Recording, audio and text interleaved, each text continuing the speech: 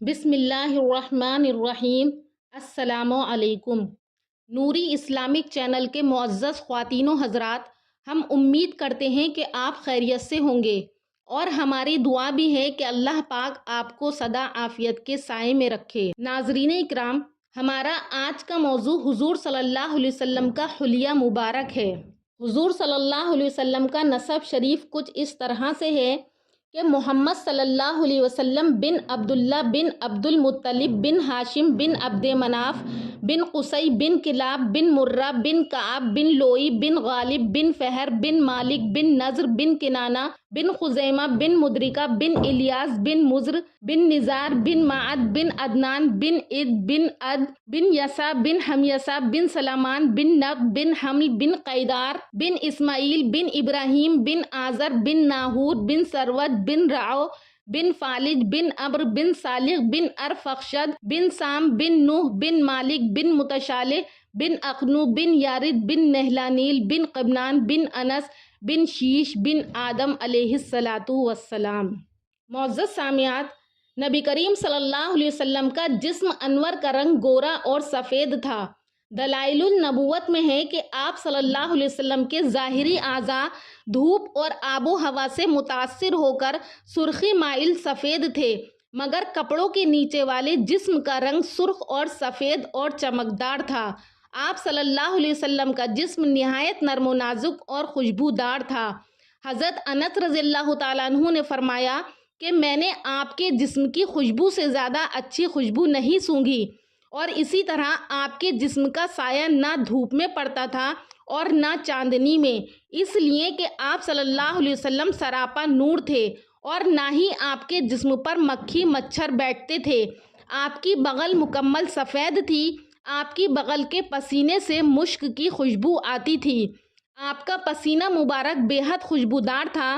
آپ صلی اللہ علیہ وسلم سے ایک شخص نے اپنی لڑکی کے لیے خوشبو مانگی تو آپ صلی اللہ علیہ وسلم نے ایک شیشی منگائی اور اپنا مقدس پسینہ اس شیشی میں بھر کر دے دیا اور فرمایا کہ اسے اپنے لڑکی کے جسم پر مل دو۔ جب اسے ملا گیا تو پورا گھر مہک گیا۔ حضرت انس رضی اللہ تعالیٰ عنہ نے فرمایا، میں نے کوئی عنبر یا کستوری حضور صلی اللہ علیہ وسلم کے پسینے سے زیادہ خوشبودار نہیں دیکھی۔ آپ صلی اللہ علیہ وسلم کا چہرہ انور نہایت خوبصورت، 14ویں رات کے چاند سے زیادہ روشن، پورا چہرہ گوشت سے بھرا ہوا اور کسی قدر گولائی لیے ہوئے تھا۔ گال بہت پھولے ہوئے نہ تھے، بلکہ رخسار مبارک ہموار اور نرم و نازک تھے۔ آپ صلی اللہ علیہ وسلم مسکراتے تو چہرہ شیشے کی طرح دمک اٹھتا تھا۔ کائنات میں آپ جیسا حسین و جمیل اللہ تعالیٰ نے کسی کو پیدا نہیں فرمایا۔ حضرت برا ابن عازب رضی اللہ تعالیٰ عنہ فرماتے ہیں کہ میں نے سرکار سے زیادہ حسین و جمیل کوئی شخص نہیں دیکھا۔ آپ صلی اللہ علیہ وسلم کا قد مبارک معتدل تھا۔ آپ نہ زیادہ لمبے تھے نہ زیادہ پست قد تھے، بلکہ آپ کے قد مقدس کی کیفیت یہ تھی کہ اکیلے چلتے تو درمیانہ قد نظر آتے، اور جب آپ کے ساتھ کوئی دوسرا چل رہا ہوتا تو آپ اس سے اونچے ہی دکھائی دیتے، خواہ وہ کتنا ہی لمبا کیوں نہ ہوتا۔ اس کی وجہ یہ تھی کہ اللہ تعالیٰ کو یہ بات پسند ہی نہ تھی کہ کسی کا سر آپ سے اونچا ہو۔ آپ کی مقدس پیٹھ جیسے پگھلی ہوئی چاندی پاک و صاف اور ہموار تھی، اور اس میں دونوں شانوں کے درمیان مہر نبوت تھی۔ اس کی کیفیت کے تعلق سے حضرت جابر بن سمرہ رضی اللہ تعالیٰ عنہ فرماتے ہیں کہ میں نے حضور اقدس صلی اللہ علیہ وسلم کے دونوں شانوں کے بیچ میں مہر نبوت کو دیکھا، جو کبوتر کے انڈے کی مقدار میں سرخ ابھرا ہوا ایک غدود تھا۔ ایک روایت میں آیا ہے کہ مہر نبوت انڈے کے برابر تھی، اور اس پر اللہ وحدہ لا شریک لہ بوجہہ حیث کنت فانک منصور، یعنی اللہ ایک ہے، اس کا کوئی شریک نہیں، اور آپ محمد صلی اللہ علیہ وسلم جہاں بھی رہیں گے آپ کی مدد کی جائے گی، یہ لکھا ہوا تھا۔ حضور صلی اللہ علیہ وسلم کا سر مبارک بڑا تھا، نہ اتنا بڑا کہ حد اعتدال سے متجاوز ہو۔ حضرت علی نے آپ کے سر انور کو زخم الراس یعنی عظیم سر فرمایا۔ سر کا بڑا ہونا یہ ذیشان اور سردار ہونے کی علامت ہے۔ آپ صلی اللہ علیہ وسلم کے بال مبارک گھنگریالے نہ تھے اور نہ ہی بالکل سیدھے تھے، بلکہ ان دونوں کے درمیان تھے۔ آپ کے مقدس بال پہلے کانوں کی لو تک تھے، پھر شانوں تک، اور حجۃ الوداع کے موقع پر آپ صلی اللہ علیہ وسلم نے اپنے بالوں کو اتروا دیا تھا۔ آپ صلی اللہ علیہ وسلم بالوں میں اکثر تیل ڈالتے تھے اور کبھی کبھی کنگھی بھی فرماتے تھے اور بیچ سر میں مانگ نکالتے تھے۔ آپ کے سر مبارک اور داڑھی شریف میں سفید بال 20 سے کم تھے۔ آپ کے بال انتہائی نرم تھے اور آپ کی بھویں کمان کی طرح لمبی، باریک اور گھنے بال والی تھیں، اور دونوں بھویں دور سے دیکھنے میں ملی ہوئی معلوم ہوتی تھیں، حالانکہ ملی ہوئی نہ تھیں۔ دونوں بھووں کے درمیان ایک رگ تھی جو غصے کی حالت میں ابھر آتی تھی۔ آپ صلی اللہ علیہ وسلم کی مقدس پیشانی نورانی اور کشادہ اور چوڑی تھی۔ حضرت ہندہ ابن ابی حالہ رضی اللہ تعالیٰ عنہ نے آپ کی پیشانی کو واسع الجبین یعنی کشادہ پیشانی فرمایا، اور جب آپ کی پیشانی شکن آلود ہوتی تو چاند کا ٹکڑا معلوم ہوتی تھی۔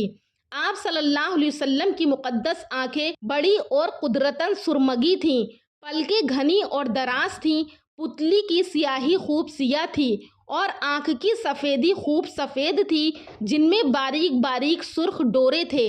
آپ زیادہ تر اپنی نگاہوں کو جھکائے رکھتے تھے۔ آپ کی آنکھوں کا یہ اعجاز تھا کہ رات کے اندھیرے میں بھی دیکھ لیتی تھیں اور آگے پیچھے نزدیک دور ظاہر و باطن سب دیکھ لیتی تھیں، اور آپ کے کان معتدل تھے، نہ زیادہ بڑے اور نہ زیادہ چھوٹے۔ آپ کے مقدس کانوں کا یہ اعجاز تھا کہ وہ نزدیک کی کوئی بات یکساں طور پر سن لیتے تھے، اور آپ کی نورانی ناک خوب چمکدار، لمبی اور باریک تھی۔ اس پر ایک نور چمکتا تھا۔ جو شخص آپ کو بغور نہ دیکھتا تو وہ یہ سمجھتا کہ آپ کی مبارک ناک بہت اونچی ہے، حالانکہ آپ کی ناک اونچی نہ تھی، لیکن اس نور کے سبب وہ اونچی محسوس ہوتی تھی۔ آپ صلی اللہ علیہ وسلم کا منہ مبارک کشادہ اور حلقۂ دہن مبارک نازک تھا۔ حضرت جابر رضی اللہ تعالیٰ عنہ فرماتے ہیں کہ سرکار ذلیع الفم یعنی فراخ دہن تھے، اور آپ کے رخسار نرم و نازک اور ہموار تھے، اور آپ کے دانت تو موتیوں کی لڑی تھی، ہر دانت جدا جدا چمکدار تھا۔ اگر آپ مسکراتے تو دانت کی چمک سے اندھیرے میں روشنی ہو جاتی، اور ہونٹ نرم و نازک، کشادہ اور نہایت حسین تھے، اور آپ صلی اللہ علیہ وسلم کی زبان پاک، فصاحت و بلاغت کا منبع تھی۔ آپ کی زبان سے جو بات بھی نکل جاتی تھی وہ ہو کر رہتی تھی۔ بڑی بڑی زبان والے آپ کی زبان اقدس کے سامنے خاموش ہو جاتے تھے۔ آپ کی زبان سے ایسا کلام جاری ہوتا کہ سننے والے دنگ رہ جاتے۔ آپ کی زبان سے نکلی ہوئی ہر بات وحی خدا ہوتی تھی، اور اس میں مٹھاس اس قدر ہوتی کہ سننے والا متاثر ہو کر رہ جاتا۔ آپ کی آواز انتہائی پیاری، حسین اور دلکش تھی۔ جہاں کسی کی آواز نہ پہنچ پاتی، وہاں آپ صلی اللہ علیہ وسلم کی آواز بے تکلف پہنچ جاتی تھی۔ آپ سے زیادہ خوش فہم آواز اور شیریں کلام کوئی نہیں گزرا۔ آپ صلی اللہ علیہ وسلم کا لعاب یعنی تھوک ہر بیماری کے لیے شفا اور ہر زہر کے لیے تریاق تھا۔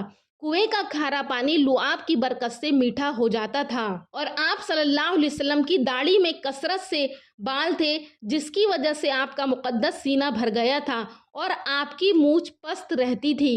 حضور صلی اللہ علیہ وسلم کا سینہ اور پیٹ دونوں ہموار اور برابر تھے۔ نہ سینہ پیٹ سے اونچا تھا اور نہ پیٹ سینے سے اونچا تھا۔ آپ کا سینہ چوڑا تھا اور سینے کے اوپری حصے سے ناف تک مقدس بالوں کی ایک لکیر بنی ہوئی تھی۔ مقدس چھاتیاں اور پورا پیٹ بالوں سے خالی تھا۔ ہاں، شانوں اور کلائیوں پر تھوڑے تھوڑے بال تھے، اور اسی طرح آپ صلی اللہ علیہ وسلم کی مقدس ہتھیلیاں چوڑی پرگوشت تھیں، کلائیاں لمبی، انگلیاں مضبوط، بازو دراز اور گوشت سے بھرے ہوئے تھے۔ حضرت انس رضی اللہ تعالیٰ عنہ کہتے ہیں کہ میں نے ریشم اور دیباج کو بھی آپ صلی اللہ علیہ وسلم کے ہاتھوں سے زیادہ نرم نہیں پایا۔ یزید ابن اسود رضی اللہ تعالیٰ عنہ کہتے ہیں کہ میں نے آپ کے ہاتھ برف سے زیادہ سرد اور مشک سے زیادہ خوشبودار پائے، اور آپ کی انگلیوں سے پانی کا چشمہ جاری ہوتا تھا، لوگ سیراب بھی ہوا کرتے تھے۔ آپ صلی اللہ علیہ وسلم کے مقدس پاؤں چوڑے، پرگوشت ایڑیاں کم گوشت والی اور تلوا اونچا تھا جو زمین میں نہ لگتا تھا۔ دونوں پنڈلیاں قدرے پتلی اور صاف اور شفاف تھیں۔ پاؤں کی نرمی کا یہ عالم تھا کہ ان پر ذرا سا بھی پانی نہیں ٹھہرتا تھا۔ جب آپ زمین پر چلتے تو پورے قدم رکھ کر چلتے۔ آپ چلتے تو ایسا محسوس ہوتا کہ آپ چڑھائی سے ڈھلان کی طرف اتر رہے ہیں۔ حضرت ابو ہریرہ رضی اللہ تعالیٰ عنہ فرماتے ہیں کہ میں نے آپ سے بڑھ کر تیز رفتار کوئی آدمی نہیں دیکھا۔ حضور صلی اللہ علیہ وسلم کے موزے اور جوتے دونوں چمڑے کے ہوتے تھے۔ چاندی کی انگوٹھی آپ صلی اللہ علیہ وسلم دائیں ہاتھ میں پہنا کرتے۔ لنگی اور چادر استعمال فرمایا کرتے، مگر کرتا پاجامہ زیادہ پسند فرماتے تھے کیونکہ ستر پوشی اس میں زیادہ ہے۔ اور آپ صلی اللہ علیہ وسلم سیاہ رنگ کا 7 ہاتھ لمبا امامہ باندھا کرتے تھے۔ آپ صلی اللہ علیہ وسلم سرمے کی 3 سلائیاں ہر روز آنکھوں میں لگاتے اور 2-3 دنوں کے وقفے سے کنگھا فرماتے۔ دوران گفتگو ہاتھوں کو بھی حرکت دیتے، کبھی داہنی ہتھیلی کو بائیں ہاتھ کی انگوٹھی کے اندرونی حصے پر مارتے اور جب کسی سے ناراض ہوتے تو بے توجہی کے ساتھ اس سے منہ پھیر لیتے یا درگزر فرماتے۔ جب خوش ہوتے تو حیا کی وجہ سے آنکھیں بند فرماتے۔ آپ صلی اللہ علیہ وسلم اکثر تبسم فرمایا کرتے۔ تبسم کے وقت دانت مبارک اولے کی طرح چمکدار نظر آتے۔ جب کسی بات پر تعجب فرماتے تو ہاتھ الٹ پلٹ کیا کرتے تھے۔ اور حضور صلی اللہ علیہ وسلم کے چند مشہور معجزات ہیں، یعنی معراج میں اللہ رب العزت کا دیدار، چاند کے 2 ٹکڑے ہونا، سورج کو پلٹایا، مردوں کو زندہ کیا اور ان سے کلام فرمایا، اندھوں کو بینائی عطا کی، پہاڑوں اور درختوں نے سلام کیا، تھوڑا کھانا بہت سے لوگوں نے کھایا، انگلی سے پانی کے چشمے جاری فرمائے، لکڑی کی شاخ کو تلوار بنا دیا، بغیر دودھ والی بکری دودھ والی ہو گئی، کنکریوں نے کلمہ پڑھا، لعاب دہن سے کنویں کا پانی میٹھا ہو گیا، اور اس کے علاوہ بے شمار معجزات ہیں۔ اور نبی کریم صلی اللہ علیہ وسلم کی 11 ازواج مطہرات ہیں۔ حضرت خدیجہ، سیدہ سودا، سیدہ عائشہ، سیدہ حفصہ، سیدہ زینب، سیدہ ام سلمہ، سیدہ زینب بنت جہش، سیدہ جویریہ، سیدہ ام حبیبہ، سیدہ صفیہ، سیدہ میمونہ۔ ناظرین اکرام، یہ تھی نبی کریم صلی اللہ علیہ وسلم کی سیرت طیبہ پر ایک نظر۔ آخر میں اللہ تبارک و تعالیٰ سے دعا ہے کہ اللہ پاک ہم سب کو اسوہ حسنہ پر عمل کرنے والا بنائے اور لاکھوں کروڑوں اربوں خربوں درود اور رحمتیں ہوں نبی اکرم صلی اللہ علیہ وسلم پر۔ بلغ العلا بکمالہ، کشف الدجا بجمالہ، حسنت جمیع خصالہ، صلو علیہ وآلہ۔ انشاءاللہ پھر ملاقات کروں گی اگلی ویڈیو میں ایک نئے ٹاپک کے ساتھ۔ تب تک کے لیے اللہ حافظ۔